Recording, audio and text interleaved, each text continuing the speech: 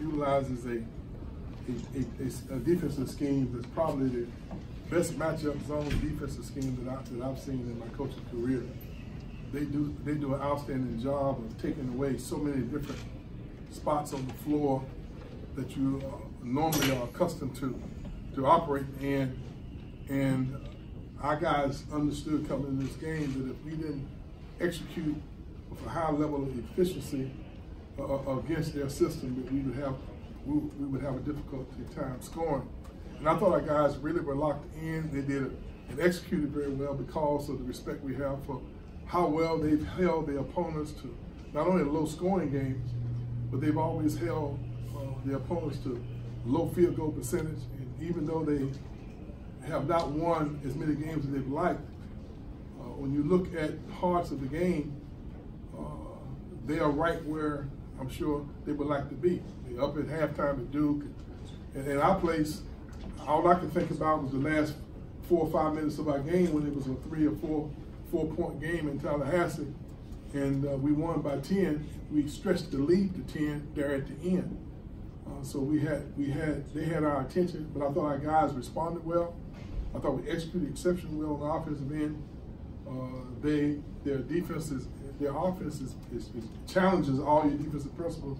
And I thought our guys were extremely locked in today, and I thought they played with a lot of energy. We have 3 games in 7 days.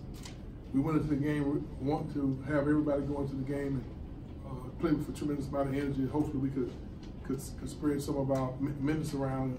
And we accomplished that today, and we feel very fortunate to come away with a victory. Questions for Coach, please? Leonard, that's 2 double-doubles in a row for Kumaji. And I think what maybe makes you most excited is the 12 rebounds. He seems to really be doing a good job on the glass for you lately. Well, I think Chris has kind of found his niche, and we've adjusted.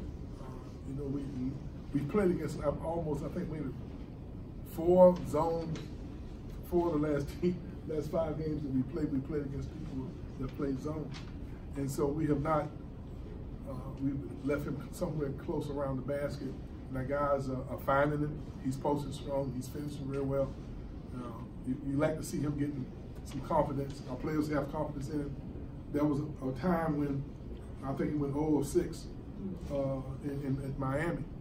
And his teammates really challenged him and told him how important he was to our team, and that we needed him to be who he is, and that we would play off of him, and I think he's responded very well.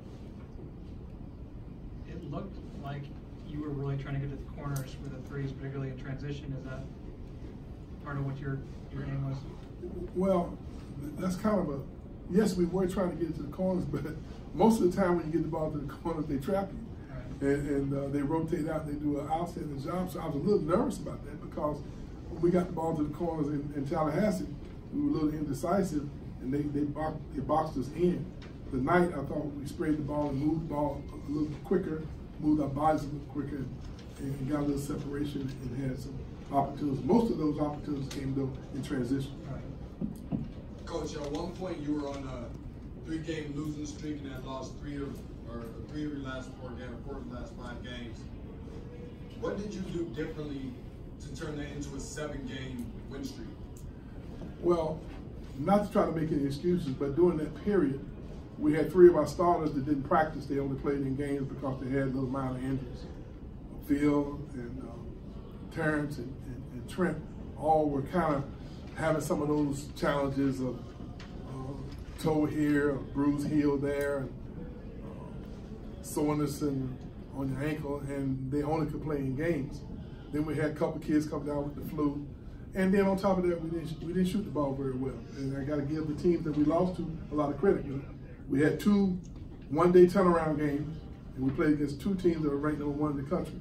So it challenged us, but I also think that during that period, it kind of taught us a lot about ourselves. I thought that it caused us to reevaluate our approach to things. And sometimes if you can lose games and learn from it and grow from it, that's not all bad. You're not going to go undefeated. I mean, we all would like to. But I thought that period, we kind of grew up a little bit. We challenged each other, called each other out a little bit. And I think that's one reason why we got into a 7-game streak. winning streak. I'm not really sure we do anything. We personally, as a coaching staff, did anything other than try to just point out the challenges that we had, and we got a little healthier. And I think during that period of time, we grew closer together as a team. Gay and Banks were about 3 for 16. Excuse me? Gay and Banks were 3 for 16. A lot of shots close to the basket. I mean, I imagine you felt like you guys were doing a good job of walling up. I'm sorry, I didn't understand what you said. Abdoulaye Gay and James Banks were 3 for 16. And I thought that's probably a credit to your guys, really Kumaji. Well, Gay has kicked us pretty good the last couple of times. Right. We haven't had an answer for him. And the night we gave him, I thought our guys did a little better job of denying him the ball. And I think we crowded him a little bit. And I thought Chris's size and length inside, I thought bothered him a little bit. How much lift did Devin give you off the bench, especially in that first half? He was kind of everywhere for you guys. Well, Devin has a unique mindset for a freshman. He's extremely confident. He cannot play in the first half and go into the second half and be on point. He's a great guy to coach. He was home in front of his family and friends, and I thought he was really focused.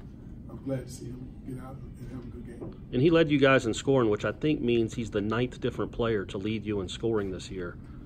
I mean, I don't know if I've ever heard of a stat like that, but what does that say about what you guys are as a program and what this roster is? Our players use the term that we're 18 strong. Coach Yates had the game preparation, and he said that he'd be happy if we had 9 guys scoring 6 points. The night we had 7 guys score between 7 and 11 points. And in the locker room, they're saying we're 18 strong, we win games by committing. And that's somewhat challenging for anybody because, you know, we on a 3-game to 7-day game, a stretch. We need to stay as fresh as we can and get as many guys involved and have as many guys contribute as possible. In the night, this afternoon, I thought that our guys responded very well. Coach, you had a 3-game road, consecutive road trip ahead of you starting today. Yeah. What kind of conversation did you have in your locker room with your guys to express how important it is to come away successfully on the road? Well, playing against ACC opponents, even when you're at home, somewhat challenging. Going on the road is obviously is even more difficult. Road wins are very important with the new evaluation that NCAA is using them.